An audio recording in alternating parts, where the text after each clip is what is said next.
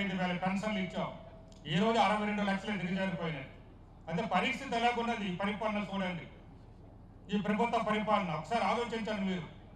దీని గురించి నేను ఒక పాట రాశాను, అది ఇప్పుడు పాటలేని అంతా తర్వాత పాడుతాను. నేను అట్లేదు 2 శరణాలు అంటాడు, అన్న పాడుతాను.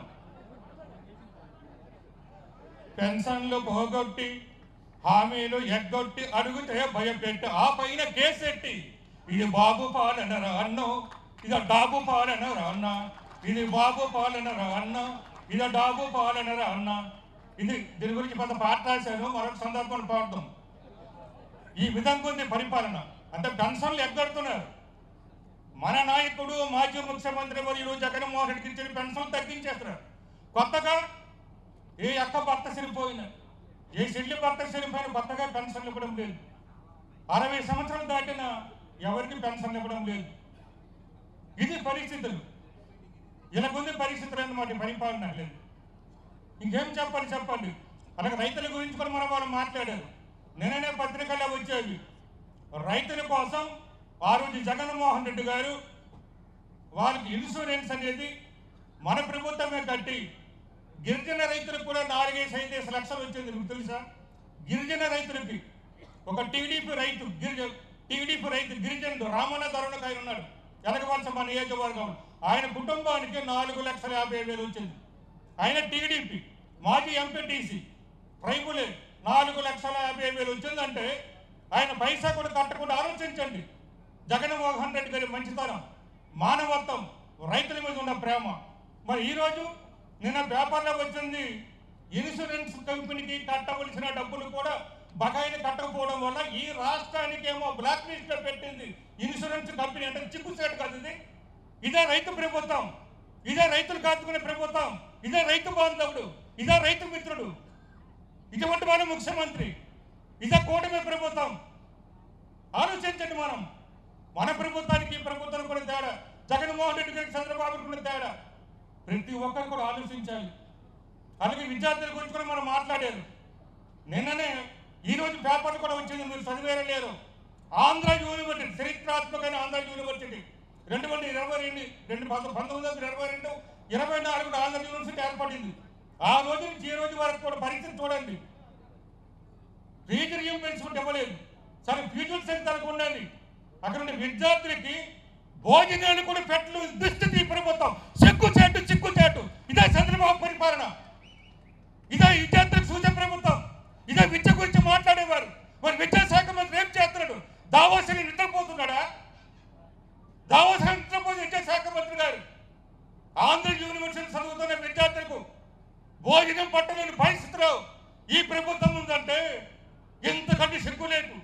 ఎక్కడైనా ఉంటుందా? వాడి పేపర్లోనే వచ్చింది, చూసుకోమని చెప్పండి. మన పేపర్లు కూడా కాదు, వాడి పేపర్లోనే వచ్చింది.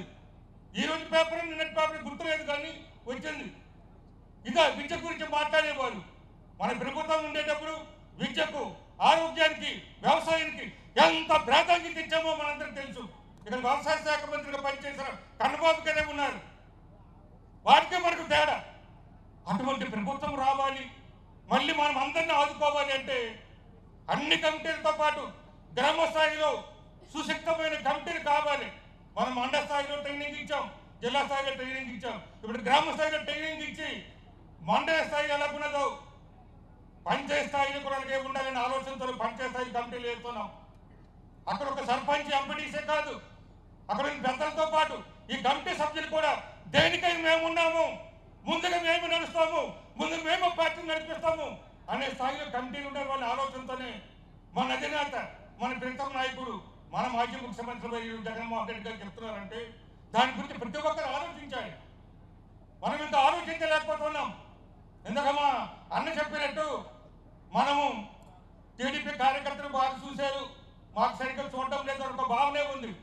ఆ రోజు ఆయన చెప్పారు, రెండవసారి మనం వస్తాము, రెండవసారి మీకే ప్రాధాన్యత ఇస్తాం, మీరే ప్రభుత్వం నడిపిస్తారు, మీరే మాకు పెద్ద దిక్కి, మీరే మా నాయకులు జగన్మోహన్ రెడ్డి గారు సిద్ధం సభలు కూడా చెప్పారు. మర్చిపోయి మనం అంటే మర్చిపోయి మనము కూడా సరిగ్గా పని చేసే హీనంత అనిపిస్తుంది. ఇంత కంపల్సరీ చెప్పినట్టు మనమంతా పని చేస్తే, మనమంతా ఖచ్చితంగా ఉంటే మన ఓట్లు ఏమయ్యాయి? మన ఓట్లు మన 2019 ఎన్నికలు అందరూ కూడా 20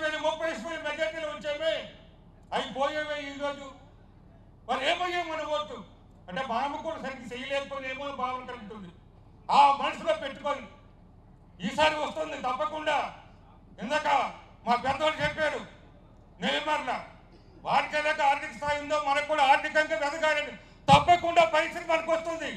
మళ్ళీ మనం గెలిపించాలి, జగన్ ముఖ్యమంత్రి చేయాలి. ఆర్థికంగా రాజకీయంగా ఈ రోజు ఉన్న కార్యకర్తలు తప్పక ఎదుగుతారు. ఎదగించడానికి మాకున్న పెద్దలందరూ కూడా కృషి చేస్తామని కూడా మీకు తెలియజేస్తున్నాను. అటువంటివేమి మనసులో పెట్టుకోకండి. తప్పకుండా రాజకీయంగా మీకు స్థానం ఉంటుంది, ఆర్థికంగా మీరు ఎదగడానికి అవకాశం వస్తుంది. ఇవన్నీ మనసులో పెట్టుకొని మనం కార్యక్రమం చేయవలసిన బాధ్యత ఉంది. నేను ముగించేస్తున్నాను, ఎందుకంటే మన పెద్దలు చాలా మంది మాట్లాడారు కాబట్టి మనం అందరం కూడా కలిసికట్టుగా ఒక జట్టుగా ముందు నడిపించాలి. వాళ్ళు కుళ్ళు కొట్టని మీరు అందరూ తెలుసు. సారూర్ నియోజకవర్గం నుంచి 2 మాటలు చెప్పి ముగిస్తారు. సారూర్ నియోజక పరిస్థితి మీరు చూస్తున్నారు. సారూర్ ఎమ్మెల్యే మంత్రిగా ఉన్నారు. కుళ్ళు కుట్ర కక్ష సాధింపులు తప్ప అక్కడ ఏమీ లేదు. కుళ్ళు కుట్ర కక్ష సాధింపులు. ఎవరు మాట్లాడతారు మీద కేసు, ఎవరు మాట్లాడతారు కుటుంబంలో ఉద్యోగం ఎవరైనా చేస్తే వారి మీద కక్ష సాధింపు, టీచర్ మీద కక్ష సాధింపు, అంగన్వాడీ కార్యకర్తల మీద కక్ష సాధింపు, మన ఫీల్డ్ వర్కర్ మీద కక్ష సాధింపు. ఎంతమందిని తీసేనని తెలియదు. ప్రతి మండలం నుంచి 10 నుంచి 12 మంది వరకు తీసేశారు. ప్రతి మండలం నుంచి కూడా తీరేదో చెప్పాలని దమ్ముంటే ప్రతి మండలం తీసేనే లేదు. నేను ఎన్నో మీటింగ్లు చెప్పాను, నేను కూడా చెప్తాను. అది తప్పు అయితే నేనే రాజకీయాన్ని తప్పుకుంటాను. అలా కక్ష సాధింపు చేయలేదని, ఉద్యోగం తీయలేదని చెప్తే నేనే రాజకీయం తప్పుకుంటాను. కానీ నేను 4 సార్లు ఎమ్మెల్యేగా మీరు అందరూ చేశారు. ఒక్క ఉద్యోగం తీసామా? ఒక్క ఉద్యోగిని టీడీపీ వాళ్ళని కానీ, జనసేన వాళ్ళు కానీ, బీజేపీ వాళ్ళు కానీ ఒక్కరికైనా కక్ష సాధింపు చేసామా? ఒక్కరి ఉద్యోగులను తీసామా? ఎవరికైనా బాధ పెట్టామా? ఎవరికైనా భయపెట్టామా? ఎవరికైనా ఇబ్బందులుగా భయపెట్టే బదిలీ చేసామా? మనం ఎప్పుడు కక్ష సాధింపులు చేయలేదు. ఈరోజు అన్ని కక్ష సాధింపులే. ఇప్పుడే మా జిల్లా అధ్యక్షుడు కూడా చెప్పాను, ఇది వారి పరిపాలన. కాబట్టి ప్రతి ఒక్కరు కూడా రెడీగా ఉన్నారు. ఎప్పుడు అవకాశం వస్తుందా, ఎప్పుడు ఎన్నికలు వస్తుందా, మళ్ళీ జగన్మోహన్ రెడ్డి ముఖ్యమంత్రి తీసుకుందామని చూస్తున్నారు. కాబట్టి మీరందరూ కూడా మళ్ళీ కూడా మీరు పునర్జీవనం చేసుకోవాలి.